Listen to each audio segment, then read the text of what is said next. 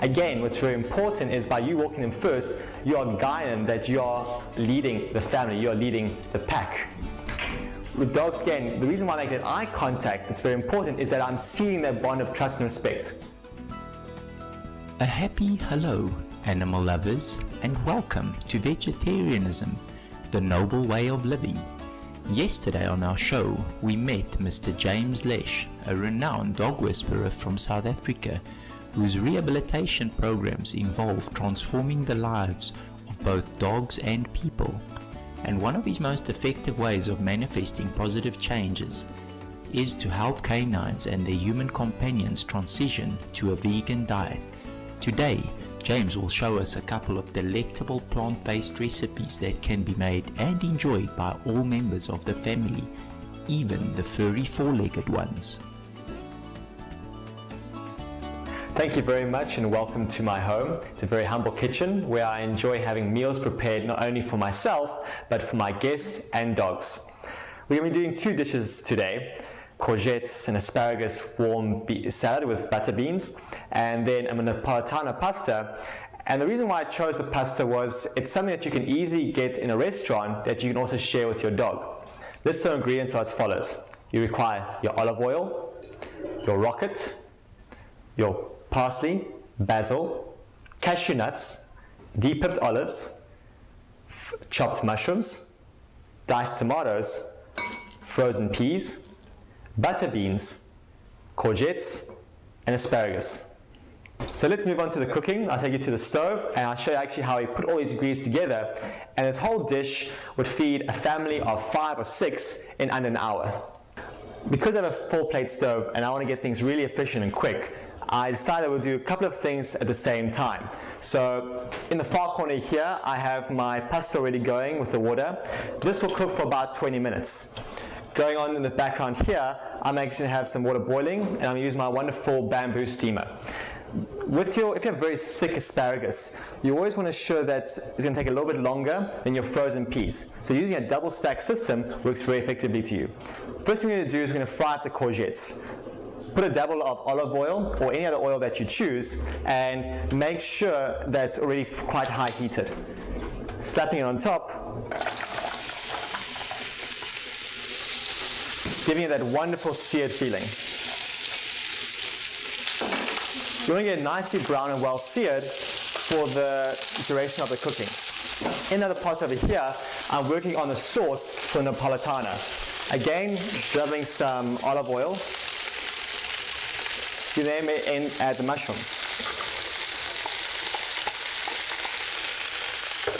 At this point, you can actually start reducing the temperature down to a medium level heat for your mushrooms so they slowly simmer, as well as adding a bit of soy sauce to give additional flavoring and tasting. Everything will always do a bit of a dab. We don't want to overwhelm the flavors for yourself, but also for your dogs. Remember, we're using very rich and raw foods here, so a lot of the flavor is already in the food itself.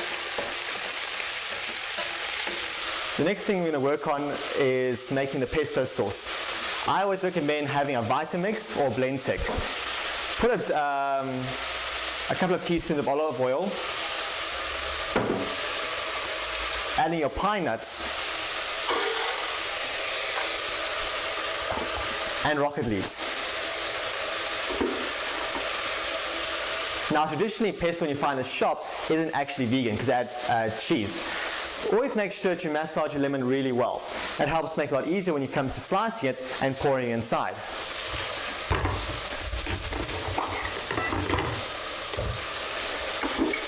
You can put quite a bit of lemon juice. And the nice thing with being vegan, you get to really build up some great muscles.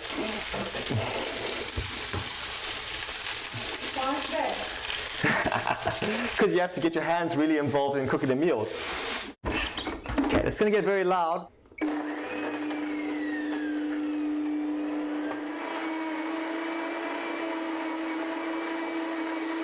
You have a very, very finely ground pesto sauce in under a minute. Let's check on the rest of our food. So our courgettes, you can see, are getting nice and brown and tender. So once it's done, then we start adding the other ingredients like the butter beans.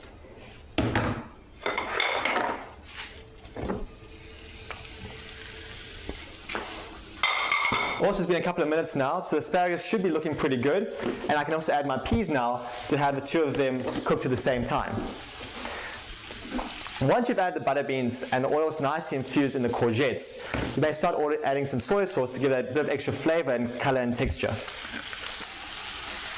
The advantages with using a canned bean is that you don't have to spend hours soaking and cooking, but if you're more diligent than I am, it's always better to have your own beans. This will work for about a couple of minutes as it simmers there and nicely infuses the heat and flavors into the food. We've now also taken a frying pan and put some sliced Italian bread or ciabatta with a very, very light thin layer of olive oil. This is going to make a fantastic base for the salad. Our peas are nearly done, so we're going to take these off now. You see, giving a wonderful, beautiful color that you can enjoy. Especially with asparagus, it's always good to look through the eye and give a bit of a, if there's a softness and a slight firm touch, then you know it's ready. Next thing we move on to is our Parmesan dressing. Now, traditionally, we always think, oh, cheese, I give up pasta, I can't have Parmesan cheese anymore. It's one of the hardest things to give up. What we do is, in the blender, we just place the cashew nuts, olive oil, soy sauce, salt, pepper, and blend it up, and you get a wonderful, wonderful, very fine coating. We're going to go straight into the Napolitano sauce now. Take your bowl of diced tomatoes, bit of seasoning herbs, just a dash here or there, salt, pepper. So we take our parsley and our basil, throwing everything inside, putting the top on, and if you have a blend, take the special function for sauce and dips.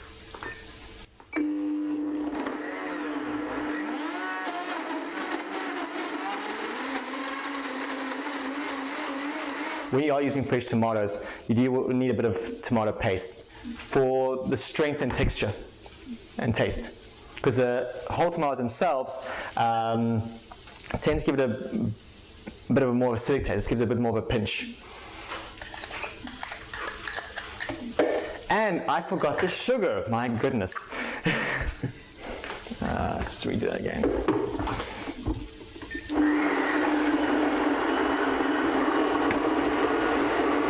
So our Napolitano sauce is done, which we're going to add to the pasta just now.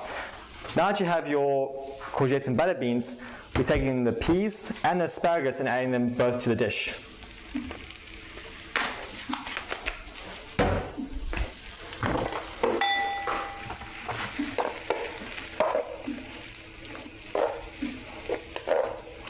Again, it's very important here that you don't want to leave it on the frying pan for too long, as we want to keep a lot of those flavors still rich into it. Therefore, cooking different meals separately, you don't end up having a soggy soup kind of dish. The beautiful pesto we have, we add to the drizzle on the top.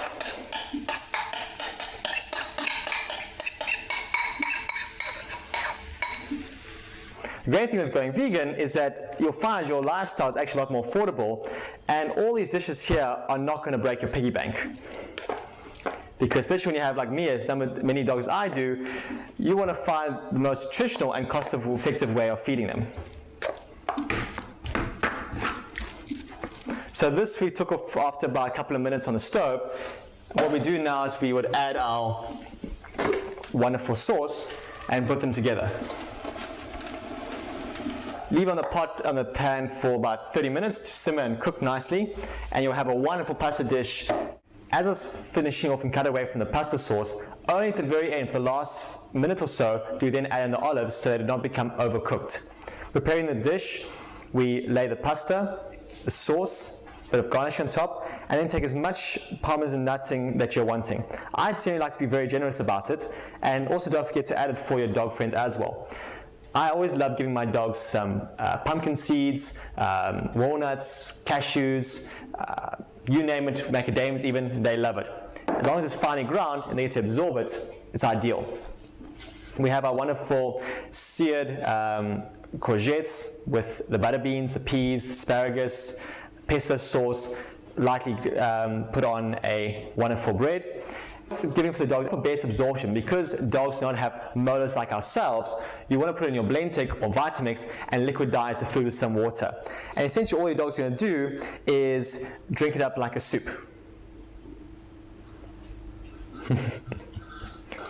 Whenever you're with the dogs, the best way of feeding them is holding the bowl right by your hips. As you see, I'm not tolerating dogs jumping, screaming, shouting, and I want them to make eye contact with me first. See, if I move the bowl left, they're still making eye contact with me, or right. Hey, up here. Again, the dog that's calm and submissive first gets fed first.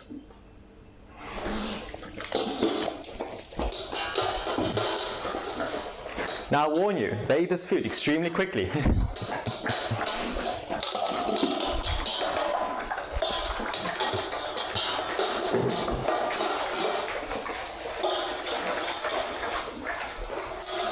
They eat everything under a minute flat.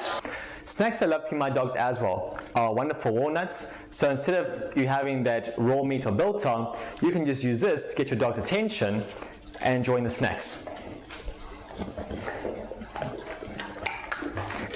And a firm favorite for any dog is the common banana.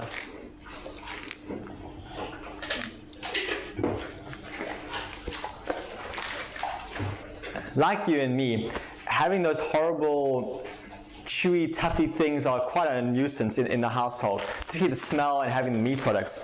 So one thing I found works very effectively is actually giving your dog a full head of lettuce.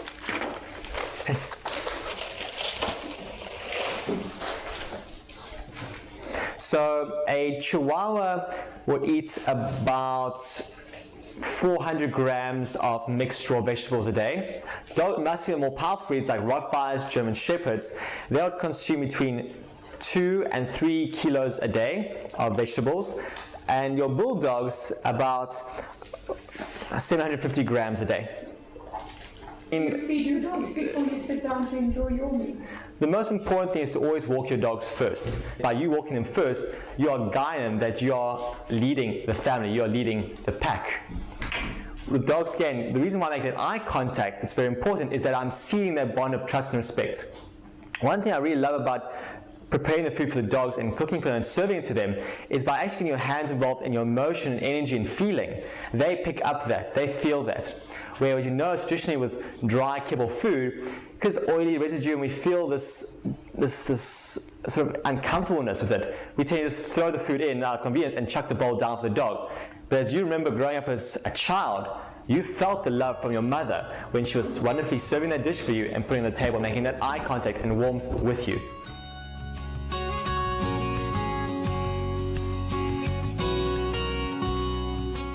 Thank you very much for being in my kitchen today, and I hope for you to have many more adventures with your recipes by looking at my website, my blog, thedogshaman.com or good-dog.co.za. I'm James Lech, the dog whisperer for Africa. Be veg, go green to save the planet.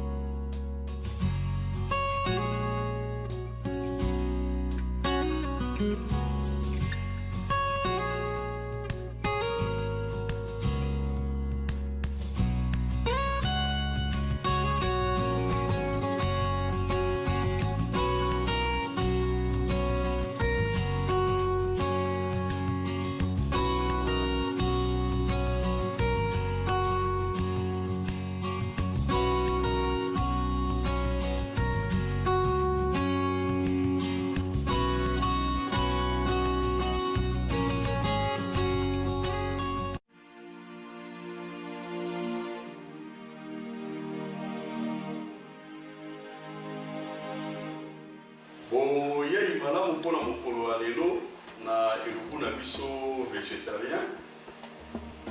Mokolo ya lelo kosalela bino elubu ya lelo babengi pondu. Pondu ezali bilei moko eutaka na Afrika, eyebani mingi na Afrika. Ezali 100% végétarien. Pona yango pondu baoyo bayebi yango na Afrika ezalaka nzete ebotaka ebimisaka bakasa. Kasa na yango wana yango ndo bakukaka bakotuta yango po ekoma modele oyo. Pe na se na yango ebimisaka bilei mosusu oyo babengi yango manioko. Bato mingi bayebi yango na kombo ya yuka. Manioko yango oyo ezali bilei ya Afrika. Na lolenge oyo tolobeli mpona kolamba yango na kosengela pena mingi napesa malobe epai ya molongani na ngai ya mwasi na ngai yenda koyebisa biso ndenge nini elubu ya pondu elambamaka mpe biloko nini esengaka ekota na kati ya elubu ya pondu. Elubu na biso ya lelo ezali pondu. Pondu mpona kolamba yango esengeli kotia yango ai. Ai okotia na kati ya pondu. Na nsima yango tozali na bosenga ya mafuta mbila. Mafuta mbila toselaka ngo mingi na mboka na biso ya Afrika. Pondu na biso ezali na bosenga ya mafuta ya huile. Mafuta ya huile kaka mpe tolambelaka yango. Tozali mpe na bosenga ya pilipili ya vert na langi ya couleur ya pondu. Tozali susu na bosenga ya aubergine mpona kotia pondu na biso ntango tokolia yango ezala malamu mingi. Tozali susu na bosenga ya poiro. Poiro oyo ekopermettre po tolia pondu na biso ezala mpe malamu mingi na monoko. Tozali na bosenga ya matungulu. Matungulu oyo ezali kopermettre biso po pondu ezala na kitoko mitango tozolia yango tokango malamu mingi. Tozali susu na bosenga ya mungwa. Tozali na bosenga ya mai. Epi na kati ya pondu tokotia mpe lisusu oyo ezali ndunda na biso po ke lala tokolia pondu ezala mpenza malamu mingi na monoko. Tozali na bosenga lisusu ya oyo ezali mosuni esalami na base ya soya. Ya base ya soya ezali mpona na ba végétarien ezali ndenge wana. Elubu na biso yango oyo ezali pondu. Pondu ezalaka makasa. Tozwaka yango totutaka yango na liboka po tolamba yango. Euti na kati ya manioko oyo. Yango nde epesi biso pondu. Yango nde mpe ezali elubu na biso ya mokolo lelo tolingi tolamba. Mpona kolamba yango esengelaka kotokisa nanu mai ezala ya moto. Soki mai eko etoki ofongoli nzungu, ofongoli mofinuku. Okofongola mofinuku, ozwi pondu, otie na kati ya mai oyo ezotoka na moto.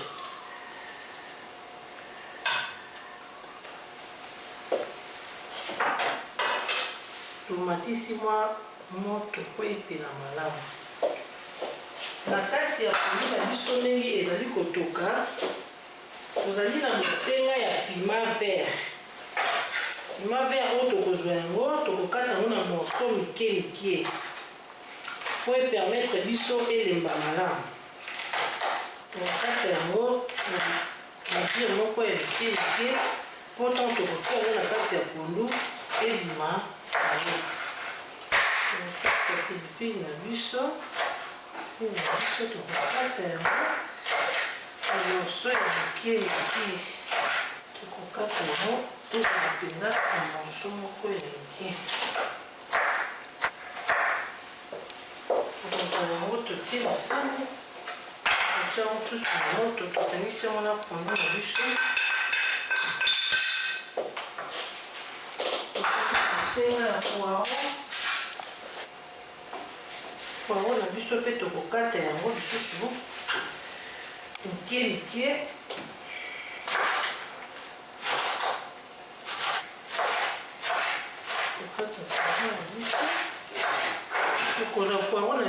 lisusu tokotia yango na kati ya pondu.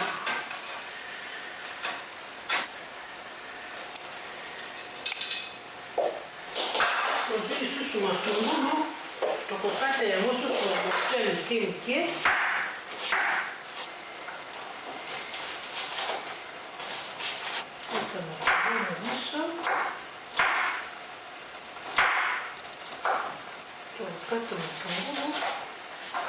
Matungulu na biso totia na kati ya pondu. Matungulu totia susu na kati ya pondu na biso.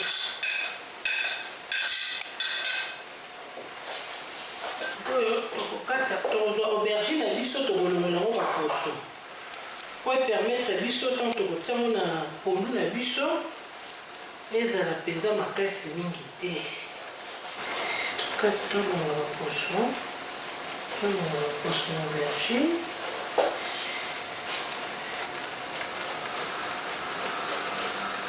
On va poser l'aubergine à biso. On va poser l'aubergine. Après, on va poser la kati ya fumu. Tokokata yango na morceau ya mike aubergine.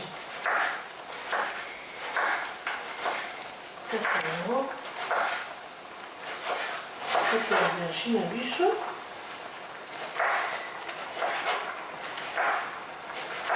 Azali kokata yango pena mike po ntango akotia yango elemba pena malamu po epesa biloko na elengi mpona kolia. Oyo tokei siko na étape oyo ekomi na deuxième étape. Atiaki nano pondu liboso. Pondu ezali kotoka siko aza kokamata eloko moko oyo esengeli mpona kotia na kati ya pondu. Yango wana nde toza kotala mama ndenge aza kosala bosikoyo ozwa nini. Tokotia pondu na biso esengeli kotia yango mpe na mungwa. Sikoyo azali kotia mungwa po biloko esengeli ezala na mungwa po te mungwa wana yango nde ekobongisa elengi ya biloko. Tozwi ai totie na kati ya elubu na biso. Sima ya mungwa akokamata lisusu eloko mosusu mpona babiloko oyo esengeli mpona kotia. Awa mama aza kozwa sikoyo ezali bitekuteku, babengaka yango bitekuteku, eyebani mingi na Afrika na Congo ya bitekuteku. Ezali ndunda oyo ebimaka na zamba, ezali 100% végétarien. Sikoyo mama azali kokata yango mike po soki atie yango na kati ya pondu mibima ndenge wana bakasi kozala minene. Esengela kaka yango mwa mike po atia na pondu po esangana po elembisa pena pondu malamu. Na yango azali kosala. Ndunda yango ezalaka penza pete mingi babenga yango bitekuteku, mingi babenga yango ndunda, okoki mpe kobenga yango epina, eza na lolenge ebele ya kobenga yango esengeli akataka yango ndambu po esangana pena malamu na pondu. Ntango awa sika ekomi na suka asilisi kokata, akokamata sikoyo ndunda wana akosangisa yango sikoyo na pondu. Sika tokozwa ndunda na biso tokotia yango na kati ya elubu na biso ya pondu. Kaka na lolenge ndenge toyebisaki bino ke pondu ezali elubu mingi oyo eliamaka mingi pena na kati ya mokili ya Afrika. Et puis ezali malamu mingi po ete ezali 100% végétarien. Oyebi na mokolo ya lelo yango nde pena moto ezali kosala ke po moto esengeli azala na ntango molai mingi na kati ya mokili na biso, esengeli na bilei lokola oyo babengi végétarien. Sika tokozwa mafuta na biso ya mbila. Oyo mafuta mbila oyo bozali komona mama azali kotia ezali mbila wana bazwaka yango banikaka yango ebimisaka sikoyo mafuta na yango nde sikoyo oyo aza kotia yango na pondu po epesa penza pondu na langi ya mbila wana. Na yango azali mpe susu kobakisa susu ndambo ya huile, mafuta susu mosusu oyo boyebi ya oliva pote esangana nyonso mibale epesa elubu na biso penda ebima na ndenge moko penda ya malamu. Na nsima ya pondu esengaki nini? Esengaki ya yambo, tozali na besoin ya matungulu, tozali na besoin ya poireau, tozalaki na besoin ya aubergine, tozalaki na besoin ya pilipili na langi ya mai ya pondu, et puis tozalaki na besoin ya mungwa na besoin ya mai. Na biloko nyonso wana sikoyo yango nde ekotaka na kati ya pondu mpo elemisa pondu ebima na lolenge moko mpenza ya malamu. Akotia musuni oyo ezali soya, oyo babengaka yango soya, ezali 100% végétarisme. Eyebani na mokili mobimba. Na Afrika, na mokili ya Afrika, soya ezalaka bambuma moko moto nyonso ayebi yango, banikaka yango ekomaka potopoto bamelisaka bana mpona kopesa bana nzoto kolongono, sante ezala malamu. Epi mpe kaka soya wana yango mpe susu baza kosala yango mpo te ezala eremplace bamisuni nyonso eza deja na kati kuna ezali kobela, tokozela na mwa ngonga moko ya mwa ndambo ya baminito mpo tokanga elubu na biso bongo nsima nde tokoyeba mama ayebisa nano biso ndenge nini na kosala.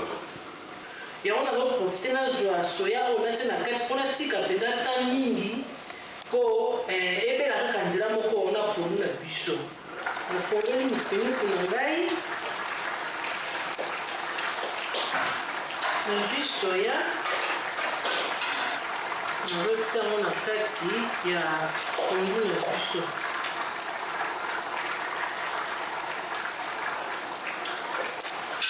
Sikoyo mama na ngai na tuna na ndenge osali boye o biloko ebela penza esengeli na ngonga boni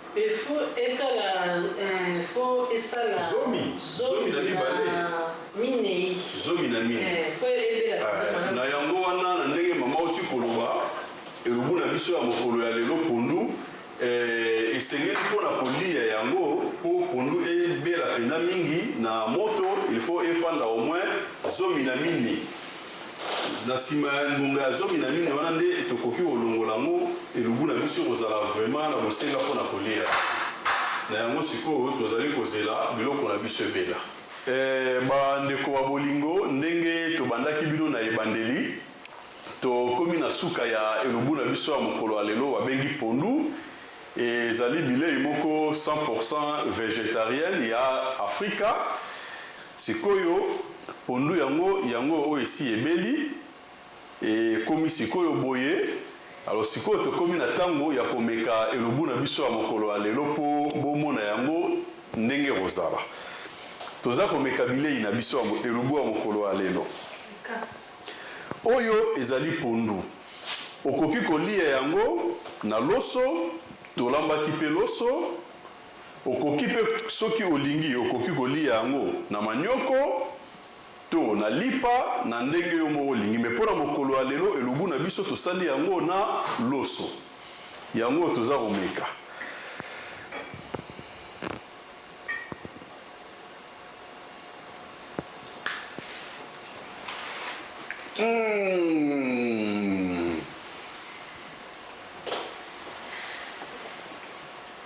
Nakoki kokoloba te po eleki kitoko mingi. En tout cas eza kitoko mingi. Bandeko ya bolingo ndenge toti komeka elubu na biso mpona mokolo ya lelo ezali bilei pondu, bilei ya Afrika, ezali 100% végétarien. Vraiment ezali malamu mingi.